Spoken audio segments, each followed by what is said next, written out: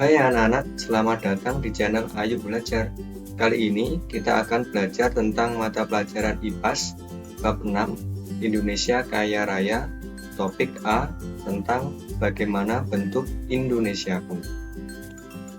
Anak-anak, Laut Indonesia terkenal dengan pemandangan bawah lautnya yang cantik. Ikan yang beragam jenisnya, kerang, tanaman laut, dan terumbu karang menjadi pesona tersendiri lautan Indonesia. Inilah Indonesia kita, yang kaya alamnya. Selain memiliki kekayaan di perairan, negara kita juga memiliki kekayaan di daratan. Loh, apa saja kekayaan alam kita? Lalu, bagaimana sebenarnya bentuknya negara kita yang kaya ini? Yuk kita pelajari bersama di bab ini. Anak-anak, pernahkah kalian melihat peta? Umumnya, peta digunakan untuk menggambarkan kondisi geografis suatu wilayah pada bidang datar dengan skala tertentu. Melalui peta, kita bisa melihat bentuk wilayah daerah tempat tinggal, pulau di mana kalian berada, bentuk negara Indonesia, hingga bentuk tempat-tempat lain di muka bumi ini. Banyak informasi yang bisa kalian dapatkan melalui sebuah peta. Yuk kita pelajari bersama informasi apa sajakah itu. Anak-anak, perhatikan gambar peta Provinsi Nusa Tenggara Barat berikut ini. Pada gambar peta tersebut, ada informasi-informasi umum yang biasanya tercantum dalam sebuah peta. Judul peta. Dalam setiap peta, perlu ada judul untuk menginformasikan jenis peta. Arah mata angin sebagai alat bantu untuk menentukan arah mata angin dari peta. Skala, perbandingan ukuran besarnya gambar dengan keadaan yang sebenarnya.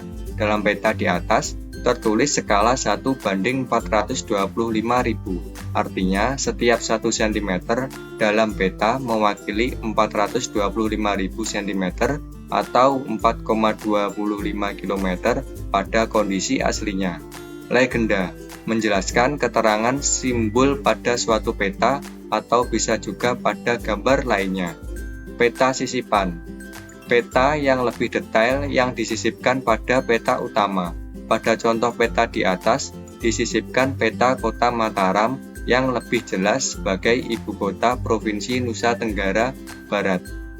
Tata warna. Penjelasan simbol warna sebagai penggambaran keadaan tempat di sebuah peta, seperti warna biru untuk menggambarkan wilayah perairan, hijau untuk dataran rendah, dan kuning sampai ke coklat untuk dataran tinggi. Berdasarkan peta ini, kita bisa mendapatkan informasi mengenai Provinsi Nusa Tenggara Barat, yaitu merupakan wilayah kepulauan. Sebelah utara berbatasan dengan Laut Flores, sebelah selatan berbatasan dengan Samudra Hindia, sebelah barat dibatasi dengan Selat Lombok, sebelah timur dibatasi dengan Selat Sape, terdapat wilayah dataran tinggi dan dataran rendah, dan memiliki beberapa gunung berapi seperti Gunung Rinjani dan Gunung Tambora. Anak-anak, negara kita adalah negara maritim. Negara maritim adalah negara yang sebagian besar wilayahnya berupa perairan atau memiliki kawasan laut yang luas. Ciri-ciri negara maritim yaitu memiliki wilayah laut, memanfaatkan laut untuk kesejahteraan rakyat, memiliki transportasi laut, memiliki perdagangan laut, dan memiliki armada militer laut untuk menjaga kedaulatan laut di wilayahnya. Laut Indonesia yang luas memiliki banyak sekali manfaat anak-anak. Di antaranya adalah sumber ikan dan makanan laut lainnya, tempat wisata laut atau wisata bahari, energi alternatif seperti pembangkit listrik tenaga angin, penghubung antar pulau, sumber daya lepas pantai seperti minyak bumi dan gas bumi, sumber garam, dan sumber ilmu dan penelitian di bidang kelautan. Anak-anak, negara kita adalah negara agraris. Negara agraris adalah negara yang sebagian besar rakyatnya bermata pencaharian dengan bercocok tanam. Dengan wilayah daratan yang luas, penduduk di negara agraris dapat mengolah tanah untuk dimanfaatkan menjadi lahan-lahan pertanian dan perkebunan. Hasil bercocok tanam ini dapat dijadikan usaha untuk memenuhi kebutuhan hidup mereka. Ciri-ciri negara agraris diantaranya memiliki wilayah daratan yang luas sehingga bisa dimanfaatkan sebagai lahan pertanian, memiliki sawah, ladang, dan kebun yang luas. Masyarakat memenuhi kebutuhan hidupnya dan berkegiatan ekonomi dari hasil pertanian. Umumnya, negara agraris juga berkaitan dengan bidang peternakan karena pakan ternak yang baik juga dapat dibuat dari hasil pertanian. Jika kalian perhatikan simbol di peta Indonesia, kalian dapat melihat bahwa Indonesia memiliki banyak gunung berapi yang masih aktif. Abu vulkanik gunung berapi dapat menyuburkan tanah yang berada di sekitarnya. Artinya, tanah di negeri kita berupa tanah yang subur, yang merupakan sumber daya alam yang penting untuk pertanian dan perkebunan. Anak-anak, masyarakat kita mempunyai budaya maritim dan budaya agraris.